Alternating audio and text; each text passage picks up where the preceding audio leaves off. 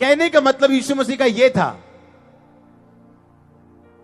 कि चाहे तुम चर्च में आओ, चाहे तुम प्रेयर भी करते हो, चाहे तुम कुछ भी करते हो, पर कहता वो परमेश्वर को कोई भी प्रॉफिट नहीं है उसका, वो तुम्हें है। परमेश्वर तुम्हारा एहसान नहीं मानेगा, तुम उसका एहसान मानोगे, चाहे तुम जितनी मर्जी चर्च में या कहीं भी काम करते हो। परमेश्वर यीशु मसीह ने कहा, क्या कहा उसने? आपको आज 2 वचन दिए हैं। पहला क्या कि जब उसके राज्य में प्रवेश करना तो कैसे करना? प्रबलता से, आराम से कुछ नहीं होगा, फोर्सफुली। दुष्ट आत्मा कैसे निकलेगा? प्रबलता से। उत्तर कैसे आएगा? प्रार्थना, प्रबलता से। 4 घंटे नहीं आया, 5 घंटे, 6 घंटे, 7 घंटे, प्रबलता से। और दूसरा कहता, जब तुम बरकत अगर लेना चाहते हो तो अपने आप को एक बॉन्ड सर्वेंट, एक बंधा हुआ अपने आप को नौकर समझना, जिसको खरीद लिया गया है। अगर उसका मालिक ज्यादा काम ले या कम ले, वो शिकायत नहीं कर सकता और हमेशा अपने मालिक का एहसान माने। आज अगर किसी को चर्च में ड्यूटी दे दो तो एक शेर में पढ़ रहा था, उसमें लिखा था कि गलत फहमियों के सिलसिले ऐसे हैं कि हर ईंट सोचती है कि दीवार उस पर टिकी है।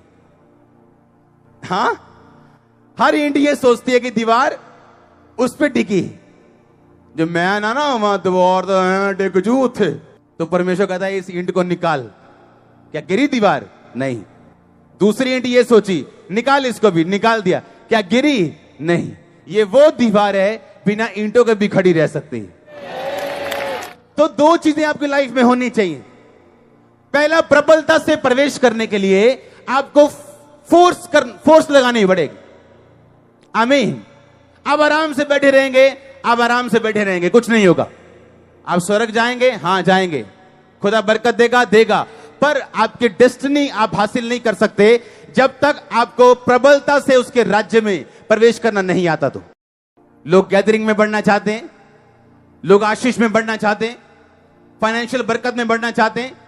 फाइनेंशियल बरकत कभी नहीं आएगी चाहे आप 10 घंटे प्रार्थना करने वाले इंसान हो तो भी, जब तक आप बोने वाले इंसान नहीं।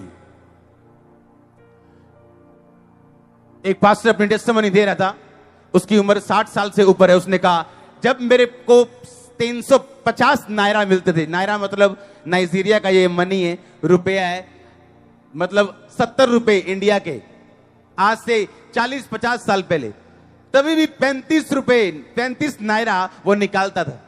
गरीबी से गरीबी, आपने गरीबी देखी नहीं है, इंडिया वालों ने गरीबी नहीं देखी।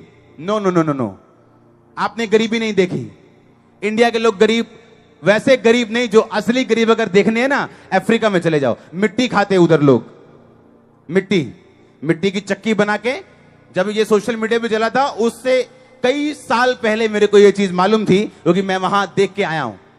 मिट्टी खाते लोग, मिट्टी को नमक डाल के ऐसे उसका बना के गारा, और मिट्टी की कोलियां बना के ऐसे टिक्की बना के खाते लोग।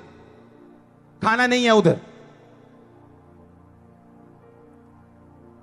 पूरे। अगर आप अफ्रीका में आप खाना खा रहे हो और आपने इतने चावल प्लेट में छोड़ दिए, आप गए, लोग आप गुस्सा करेंगे, आप पे आपकी बेइज्जती करेंगे।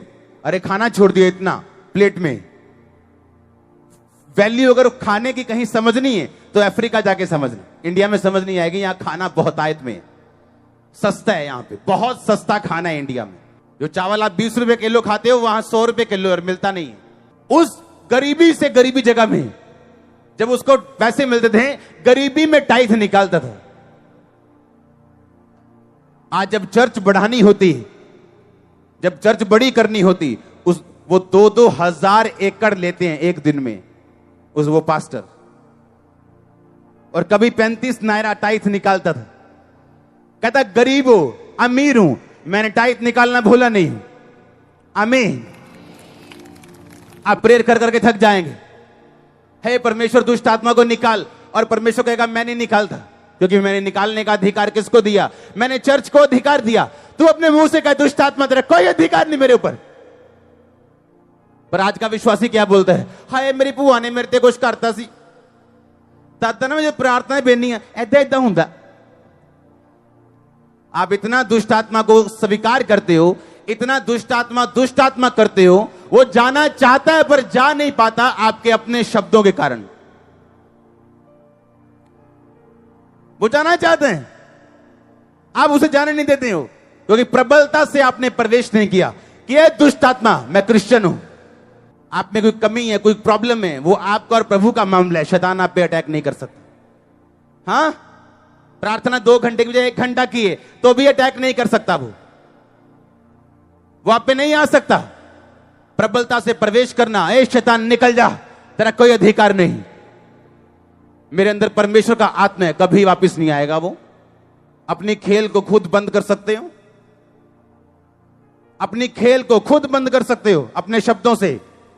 अपनी बीमारी को खुद खत्म कर सकते हो अपने शब्दों से। आमीन।